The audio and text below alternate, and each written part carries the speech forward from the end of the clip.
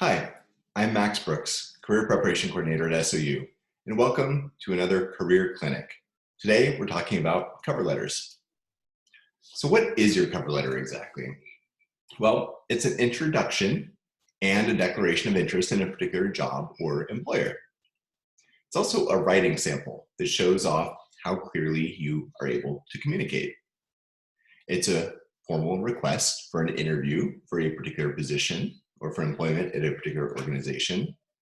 And most importantly, it's a marketing tool that clearly shows what you are able to do and what you bring to the table and how that could be beneficial to a particular employer that you're interested in. Here's some things to consider before writing your cover letter. First, do your research on the industry, on the employer, or the job itself so that you really know what the employer is looking for. You are writing directly to them and you want it to feel that way.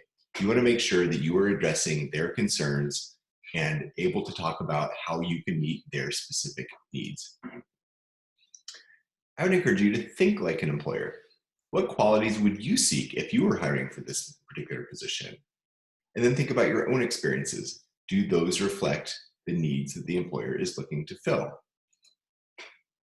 And remember that you can include experiences from all kinds of different activities, not just paid jobs, but from classes, hobbies, campus involvement, as well as community involvement. And know that each cover letter is probably going to look a little bit different. Job A is looking for slightly different experiences or skills than job B. So that means your letter to job A is going to look different than your letter to job B, not just because those skills and experiences could be different, but also because your reasons for wanting to work for employer A could look a bit different than why you want to work for employer B. Make sure that those things are accurately reflected in each letter. Take the time to tailor your letters from one application to the next. So here's some tips for crafting a successful letter. First of all, use the same style as your resume. Font size and shape should be the same. Margins should look the same. And general overall style should be the same so that it looks like they're part of the same package. Keep it to one page, much like I've encouraged you to do with your resume.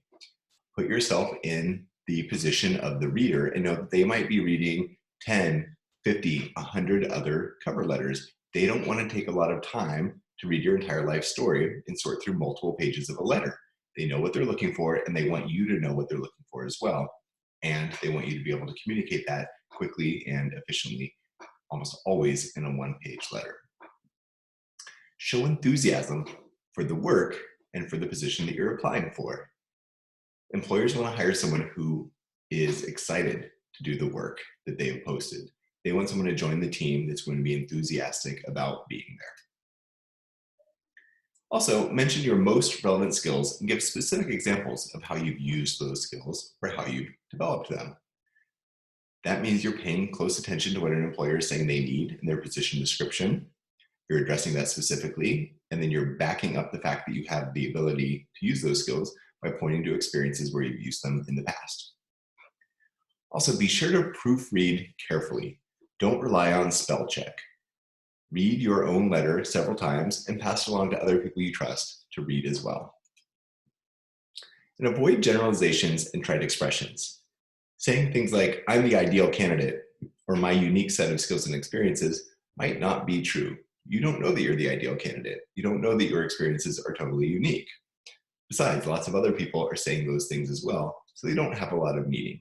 Instead, be specific when talking about your skills and experiences and avoid statements like those. And finally, watch the number of I's that start sentences. If every sentence starts with I, it can be redundant, repetitive, and boring to read. You don't want a letter that says, I did this, I did this, I did that, I did that. Instead, mix up the language that you use to make it a more enjoyable experience for the reader. I would encourage you to think about your letters in 3 parts. Let's talk about what those parts look like. Part 1 is your first paragraph. In part 1, you're going to discuss what position you're applying for. Let the reader know exactly what you're going after. Also, it's appropriate here to let them know where you found that position. If you were referred by someone and encouraged to apply, this is an appropriate time to mention that. People who are referred to a position are more likely to get an interview and to eventually get the position. So make sure that you mention that if it's appropriate. Also, this is the spot where you want to talk about why you want this particular job. Is it something about the employer or the position itself or the field? There are millions of jobs out there in the world. What drew you to this one individual position? An employer wants to hire someone who wants that job because it means that they're typically going to be more invested, more excited, kind of bring their best day in and day out. So show them that you want this job, not just any job. Moving on from the first paragraph in part one, we get to part two. Your middle paragraph or paragraphs are going to talk about what you can offer to the employer. Use the job description as a guide here. Select a few relevant skills and experiences that you want to highlight. Your goal should not be to touch on every single thing that the employer wants, because that's going to make the letter too long, or it's going to prevent you from going into any detail. So instead, choose 2 or 3 or 4 different main things that you want to talk about that are quite important for this particular goal, and then be able to back up those 2 or 3 or 4 things with specific stories from your own skills and experiences. Direct them to points on your resume that are relevant. What is most important? What is most critical about a particular job? Can you insightfully identify what those things are based on your own knowledge or a careful reading of the position description? And then are you able to look at your own experiences and show the employer how you have done those things? Pick, again, just a couple of things to highlight and go into some detail about those things. Finally, be as accomplishment-oriented as possible. Don't just say that you did something, but when you're able to, show how well you did it. Back it up with numbers. Back it up with honors or awards. Were you promoted quickly? Were you chosen as Employee of the Month? Were you selected to train other employees?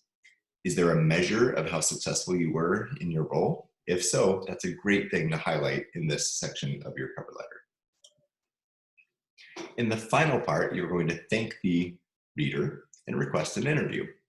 So here's where you get to restate your interest in your qualifications briefly, to summarize everything that you've written above, to ask them specifically for a chance to discuss your candidacy in the form of an interview, and to thank the reader for taking the time to consider you. All of this is going to fit together in a business letter format, which you can see here. So you're going to have your contact information at the top, a date, information about the person that you're writing to, if you have it. And a note about that, please don't say "to whom it may concern" or "dear sir" or "madam." Do your best to find a name of someone that you can address your letter to. Read the position description carefully to see if it's listed there. If it's not, check the website or do some research about the organization. You can also call the organization and let them know that you're putting the finishing touches on your letter and that you would love to be able to address it appropriately. You might end up being the only person who's able to actually name the right person in your letter. If you can't find a name, though, that's all right. In that case, say "Dear Hiring Committee" or "Dear Selection Committee" or "Dear Hiring Manager," or name the office that you're applying to. All of those are better than the "dear sir" or "madam" or "to whom it may concern." From there, you move on to the first paragraph, and as we discussed, this is where you explain why you're writing and why you're most interested in this position. Then, in the middle paragraphs, you're going to talk about what you bring to the table, what skills and experiences you have that are directly relevant to this position. And in the final paragraph, you're asking about the next steps and requesting an interview and thanking the reader for their time.